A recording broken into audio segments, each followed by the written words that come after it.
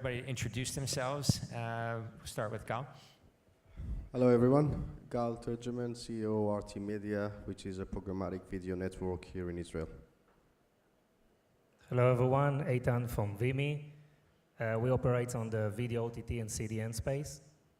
Hi, I'm Noah Tamir, Editor-in-Chief, former to RICHMOND Digital. I'm Adi SOFFER, unfortunately not the Facebook Israel CEO, Adi SOFFER from Lampa Creative. But you did have several drinks during lunch, so Yeah, we can but expect relax, lots of good humor from I'm sober. I'm completely sober. The cocktails were great, but I'm sober. You had some coffee, good. Unfortunately.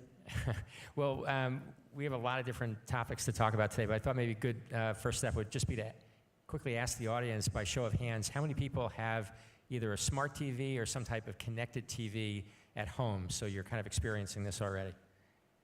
Looks like a lot of hands. Okay, good. So sort of provides a foundation. So let me just ask the panelists first, just to kind of get us started. So we obviously have a lot of folks that have connected TVs. What's driving this market? Is it being driven from the content side? Is it being driven from the viewer side? Is it being driven by technologists? All of the above? What's really happening to make this market move forward? Gal? I think the right answer would be all of the above, but if you want to be more specific, it's first to do with the bandwidth and the easiness that you can now have watching Netflix, Amazon, any of the others, or here in Israel, Cellcom TV, Partner, or even Hot and Yes with their own OTT platform. So the connectivity is much easier. You can get the content to your TV screen or to your mobile screen, whatever. And in the same time, there's a lot of content going on. And the variety is much bigger than it used to be, so you don't have to be tied up to a cable company or satellite company. You can have a subscription with Netflix for less than $10, same with Amazon, and you can still have your sport channels or whatever with the cable TV or the satellite TV. Okay, other thoughts on what's driving the market? Yeah. I actually think that we are today getting into an era which the content providers won't do content only for one platform. We used to do content for the digital platform, content for TV, content for social, and I think the smart TVs will take us to a world in which we're doing content that is similar to all platforms. So I think for the content providers, it's very good news because they can do content that will go to all the platforms together. Good. Yeah, I mean, I see a lot of doubt, frustration, and uncertainty in the market, right? So no one really knows what to do, right? So from one side, content providers, operators, they want to protect their closed walled gardens and deploy a lot of content services and application on their own infrastructure. But on the other hand, all of them are developing connected apps, right, across all the screens, trying to monetize, the video in a certain way, whether it's a subscription-based business models or advertisement-based. They try to hit on all angles and trying to win as much market share as they can. Adi, any thoughts? First of all, I want to thank EITAN for saying that we don't know. I think it's fair to say, and we don't have any clients here, that we don't know shit. I'm a great believer in great content and comfort, and I think this is what actually pushes smart TVs forward. Great content and the comfort of using it, seamlessly, and that's it. That's the thing. Okay, good. So let's, obviously a lot of implications from these smart TVs and connected TV devices going into the living room. So maybe we talk a little bit about sort of potential winners, potential losers, get some opinions on that. I know, Gal, you guys started yesterday a little bit of a controversy here in Israel with the antitrust regulatory body looking at maybe Google, trying to kind of constrain them a little bit. Maybe talk a little about what happened yesterday and how that relates to, again, sort of how the living room is developing with smart TVs and connected TVs and advertising. Well, we operate on both medium, if you like, on the programmatic TV and on the digital arena, which is not on the living room TV screen, but on laptops, apps and etc. What happened yesterday, and maybe some of you read the news at the financial newspaper here in Israel, is that the antitrust body in Israel for the first time decided they're going to look into Google activity and hopefully into Facebook activity as well in terms of monopoly and using their power, their share in the market in order to influence the competition or to prevent the competition. And I think it's to do with all the other players in the market, both on TV and in digital, because they're all suffering from the dominance of Google and Facebook. And maybe it's not the way it should be, or at least they're not playing fair in our view. So I think yesterday Israel joined the rest of the European market, maybe not the same case in the US still, but with the decision to look into it and maybe put some restriction on the duopoly. Going back to connected TV or smart TV or programmatic TV, the way we look at it is that advertisement could be a valid model in order to subsidize content creators and broadcast, commercial broadcasters. In exactly like you said, they're now creating content that they want to be served in all screens. And maybe you can have a subscription fee on your TV in your living room to your set-top box with the cable or the satellite company, but at the same time you might not be willing to pay the same subscription fee when you watch it on your app, and that's where the model of advertisement is kicking in. In the same time, most of the TV commercials are still sold to audiences that you're not really sure who is watching the TV. You have the old TV panels, Nielsen, Artimedia, and the rest. But I think what smart TVs or connected TV brings into this scene is the ability to actually target the audience that you would like to target. For example, in the US now, they're already selling what's called addressable TV. So at least within the household level, you're able to define to which household you're directing the advertisement, and that can only be done if you're using OTT or any IP infrastructure to do so. And as a programmatic video network that is based on ads revenue, that's exactly where we want to be. Yeah, so you're talking about a world where the publisher could potentially take more control over monetizing their video that's showing up on TV itself through a kind of a smart TV or connected TV. We see a lot of that in the US, a lot of apps that are now coming to smart TV. I'm curious to get other opinions about sort of what complexity comes up as a result of that. There are a lot of different moving pieces that have to occur just right in order to make the TV ad experience work properly. Maybe EITAN, you want to start? Yes, again, we are still in experimenting phase, right? So traditionally, from an OTT perspective, the operators, they know how to build customers. They have customer support, and they don't, focus a lot on AVOD or advertisement-based income.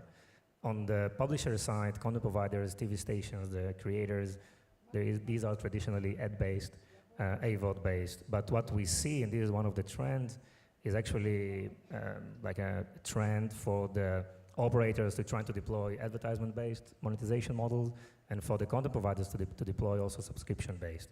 Again, still in an experimenting phase. And other thoughts from?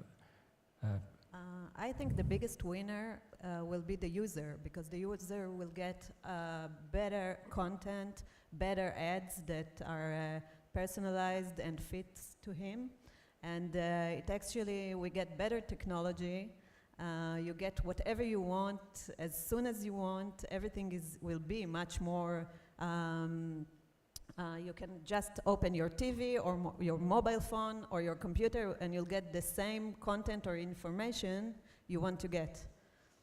No, you were telling a story earlier about satellite kind of integrating an over-the-top service and trying to understand sort of how a viewer transitions from one service to the next. Maybe just curious to learn a little bit more about, in this world where you have a smart TV or connected TV that all has connected via IP, what role the pay TV operator is going to play, how they're going to get involved or maybe get marginalized a little bit as a result? Yeah, so I think the market in Israel at the moment is going through a revolution. People used to have, we have the satellite TV, which is yes, and HOT, which is the cable TV. And now a lot of people are starting to subscribe to Partner TV and Cellcom TV, which were mobile companies, and now it started to be smart TV companies. And actually, last week we moved from yes to Partner TV. And my kids, they were so worried about this. They have all these episodes and their VOD programs that they like to see. And I think 3 hours after we had this Partner TV, they were so happy because they realized they can see YouTube through TV. And for them, it's like our living room TV is, we watch only YouTube. So I watch in my room Netflix, and they watch YouTube. And a few days afterwards, yes, their new smart TV company, which called Stink TV, they called us and they say, we don't want you to disconnect from Partner, just download our app through Partner TV and get a free trial for 30 days and see how good our content is. And it's an interesting and a very new market thing that happens now. Yeah, so really kind of a different way of both marketing and operating, I think, for the pay TV operator, trying to kind of hold on to their place in the living room. You're talking about your kids have sort of taken over the living room experience for this OTT content from YouTube, and you're managed to the bedroom, so, okay. So Adi, let's bring you into the conversation. We're talking about advertising a little bit. Obviously, smart TVs, connected TV offers a whole new way for you to convey messages from your clients. To the end user. So maybe you could talk a little bit about what this means from your perspective, what some of the new kind of creative elements are that you're able to take advantage of. Yeah, sure. What we're trying to do as a creative studio is to connect the dots between the clients, the brands, the advertisers, and the technology side, which is really, really complicated in the point of view of the client. I think that in terms of winners and losers, the winners will be the brands and the CMOs that will be able to tap into the power and the data that companies such as EITAN's company hold in their hands to be able to orchestrate a campaign using all the different screens by using different storytelling techniques for each and every one of those screens in a different timing for a different person. This will be the winner. And I don't think that we have any example of this anywhere in the world, because right now we're in the eye of the storm. We see a lot of things whirling around, a lot of facts, a lot of data, a lot of capabilities, but there is no one orchestrator's sheet to look at and to orchestrate this entire thing. And I think the winner will be the one that has this sheet in front of him and will be able to conduct this very, very elaborate composition. One of the things I hear often, get your perspective and others as well, is that, you know, with the advent of all these smart TVs and connected TV, is the opportunity to bring ads to the TV, but have it be more of an extension of the digital experience. So bring all the targeting and everything else that we, you know and love in the digital realm that TV hasn't traditional TV ads haven't necessarily benefited from. So you kind of get the best of the digital world with targeting, but the best of the TV world with obviously the big screen, the longer duration, view times, immersiveness, et cetera. Does that sound right to you guys, or do you see maybe a different model unfolding for how monetization is going to work on the connected TV environment? Anybody? EITAN? Yeah, I mean, I think all new platforms are very successful, right? So mobile video is increasing a lot, obviously, but if you take a certain household, which is the traditional paying entity of the traditional cable TV or satellite companies, it's usually 2 or 3 set-top boxes and that's it, right? So now in any household, you have a family with at least 3 or 4 set-top boxes, but another probably 1 or 2 smart TVs, you know, a few tablets, you know, like dozens of iPhones or smartphones, and there is no anymore one billing entity, right? So anyone in the household can ask at least to purchase or can get some advertisement. And definitely in OTT versus the traditional infrastructures, in OTT you can fully aggregate a lot of analytics of each one of those entities, whether it's the device, the users, the household, et cetera, et cetera. Now, just to give a few things into perspective, we have, for example, a project in Asia with about 5 million video monthly active users. We aggregate 1 billion events per day from the user engagement on the applications. 1 billion events per day. Each one of those events has a few dozens of bytes. Just aggregate a few terabytes per day just to manage, process, analyze, visualize, take some corrective action and decision. That's a hell of a task, right, from technology perspective. So there is a big technology barrier. I think from the CMO mindset, we are just in the infancy of the industry. It will get there, but the monetization options that the publishers and operators have today is really, really huge. So really kind of seconding, I think, what Adi was saying about this still being pretty early days in terms of at the CMO level, maybe at the technical level, it's starting to come together pretty well. Even at the viewer level, it's starting to come together, the adoption. But from a CMO perspective, really trying to understand how to capitalize, still pretty early. Does that sound right? Still, most of them are busy with operational tasks, not with upselling and merchandising and all that. It will come probably in a few years, 10, 20. Yeah. Or more, I think. Okay. How about we shift topic a little bit, Noah, to the content side. So, you're looking at, again, all these devices being deployed. You're a storyteller. You're in a content. What is that what opportunities does that present for you? How are you thinking differently about what kind of content would resonate in the home now that there's this connected TV that, again, has an IP connection? It's not just through a traditional set-top box. I think actually the way of telling the story, all the storytelling world will change, because we used to know what are the rules for TV, for TV content, for storytelling on TV. For digital, it's much shorter, it used to be cheaper, 3 minutes video, but I think the world is changing, and we are in the beginning of a huge revolution in which we won't know if the content we are watching is from digital or from TV. It will be like all mixed. When I'll watch YouTube on my screen in the living room, I won't know if it's from YouTube or from Netflix. So I think the content providers will have to emphasize their content and to show that they are really, they will have to make a really good content in order to engage the user into it. Does it, by definition, does it become more interactive though, because there's this kind of return path over broadband that allows the viewer to become more immersed, or is it still fundamentally going to be kind of a one-way narrative kind of structure? In the past 10 years, I was involved in so many interactive, like TV, digital activities, that it looks like a bit old-fashioned now. I won't think the world goes there. I think the world goes to the combination of a very good technology meets a very good content. And I think you said the winner takes it all. Like the one content provider that will have good technology with a good price, with a good content, he will have the users at the end of the day. Yeah.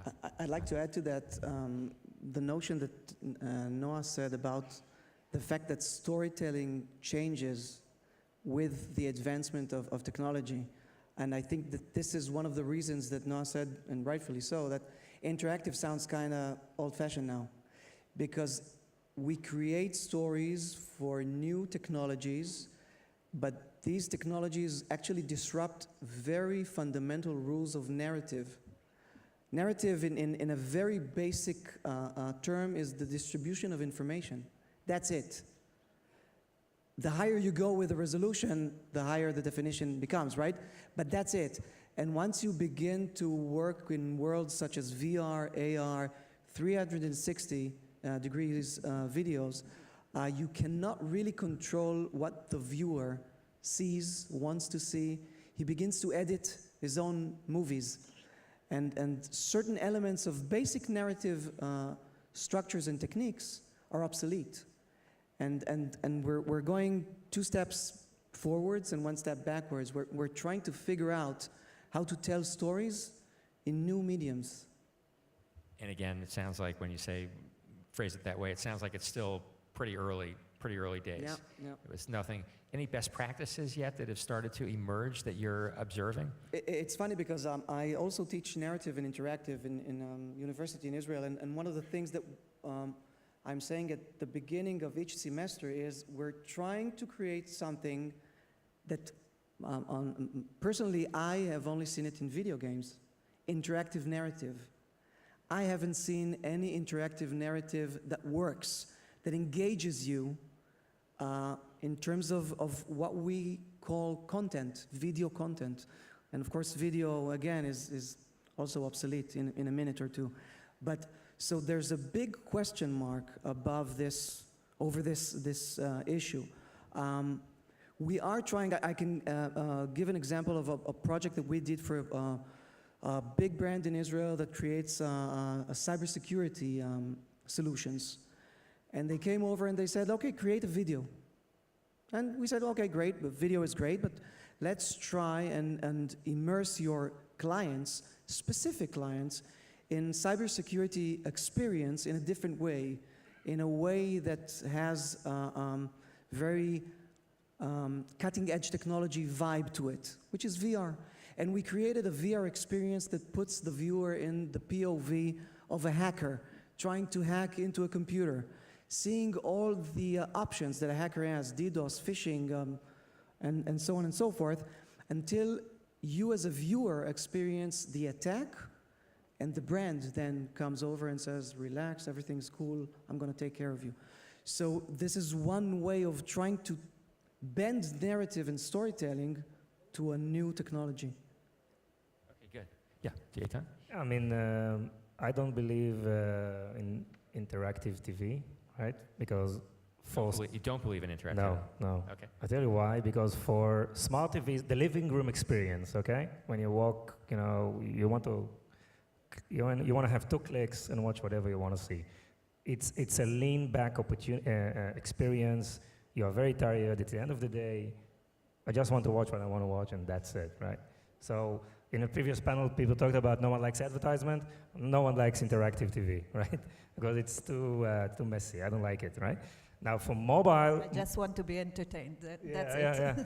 and 2 clicks away. That's it. Don't take me elsewhere. Just 2 clicks away. And I hope you will know what I want to see, which doesn't work as well. So it's quite frustrating. Okay.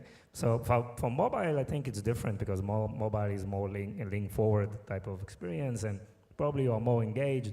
And this is, I think, a promise, right, for mobile video to try and see, what are the best model to create more engagement with the end users, specifically for content upselling, e-commerce, merchandise upselling within the video experience.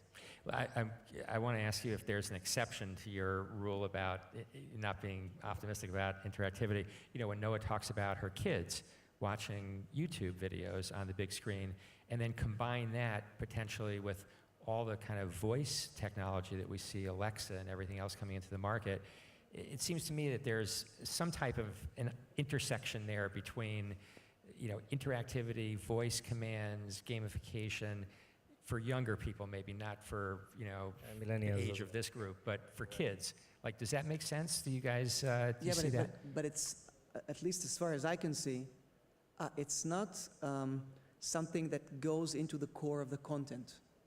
It's something that goes around it, right? Okay. So my daughter can say, Siri, play me the new video by, and then the next interactivity level is touching the screen to skip. There's certain things that she finds boring, but it's not like she does not want to interact with the video. I totally agree, and it's funny because in the late 90s, there was a great talk about TiVo and stuff, and interactive TV, and Peter Sullivan, which was a great, a huge branding studio, came out and said, don't lean back, lean forward and all that, Right. but no one really wants it. Not in No, the living it's- room. Not in the living room. Okay, good. Let's bring it back to Gal. I mean, we're talking a little bit futuristically, but I want to bring it back to monetization. How's the publisher going to actually make money out of this going forward? And curious to just get your thoughts, given what we're talking about here. Maybe interactivity isn't going to be a big thing. Maybe new forms of storytelling potentially. But what does it mean from an advertiser side? Is programmatic going to end up addressing this? Where do you come out of this? I think there's opportunities from both sides. There's the digital publishers and the traditional TV players. Digital publishers, obviously, with the ease of use of connected TV, can now have their own app.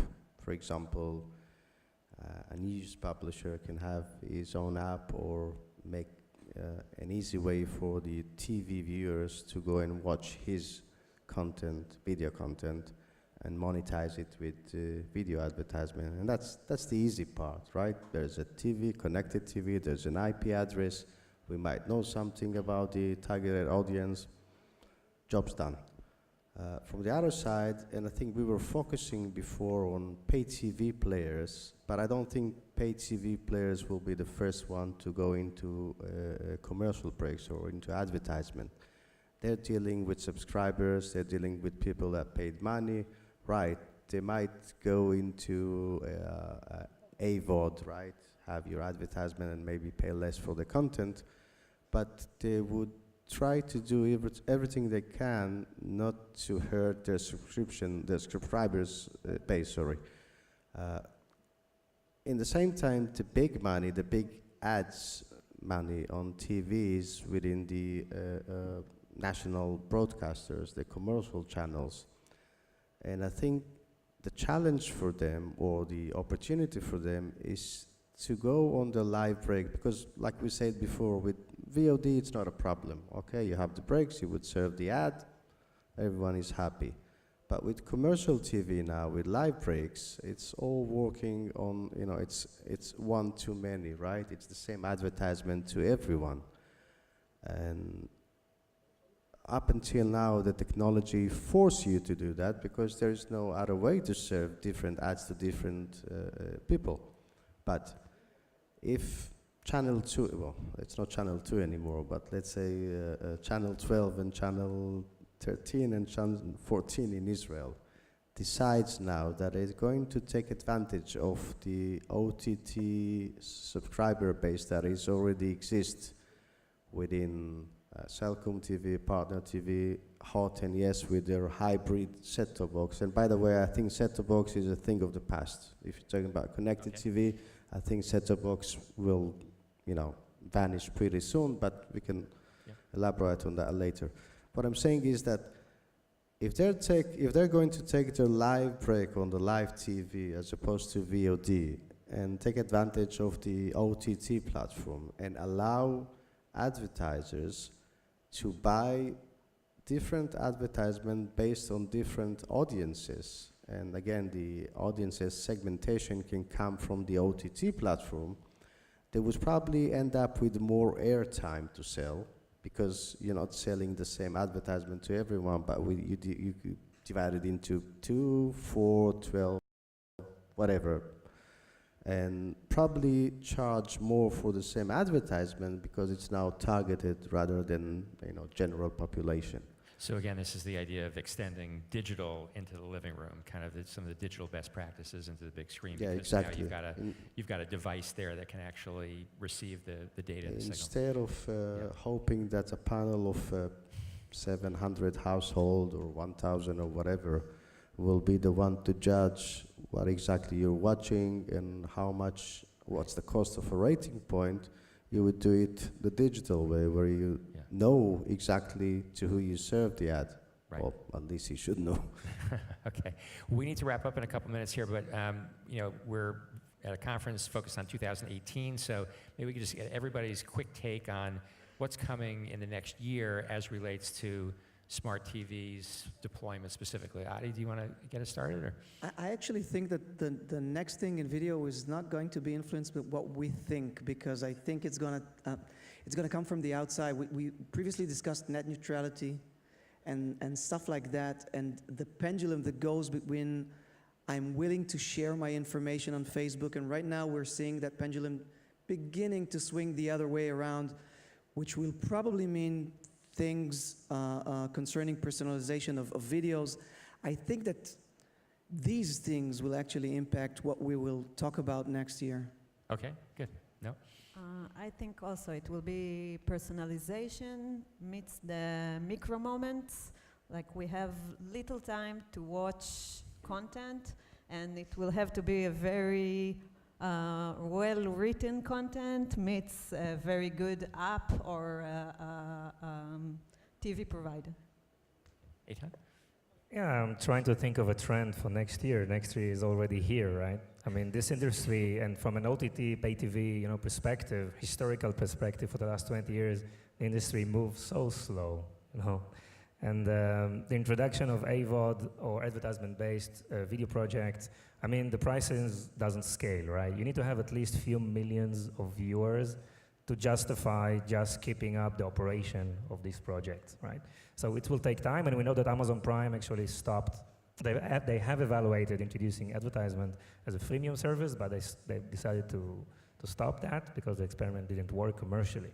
But we will see definitely in the emerging markets, every OTT project is a combination of SVOD, TVOD, electronic sell-through, advertisement, upselling. I mean, it's available all over, versus the projects on the developer like the Netflix and Prime and Hulu, which are primarily 100% subscription-based. So we see more and more of the video advertisement going to the professional OTT projects. This will definitely happen, to my belief. Okay, great. Gal, last word. Yeah, I think the Bitcoin will go up to 50K and then the bubble will burst. So be aware, you have to sell before it reaches the 50K. In terms of the programmatic TV, I don't see much change. I think the target is there. There will be another year of trying to work hard to get into it. But I don't think that's going to be big. Like EITAN said, we're already in 2018. I don't think we'll see much changes this year. Okay, great. Well, thanks, everybody. And back to you, Aria.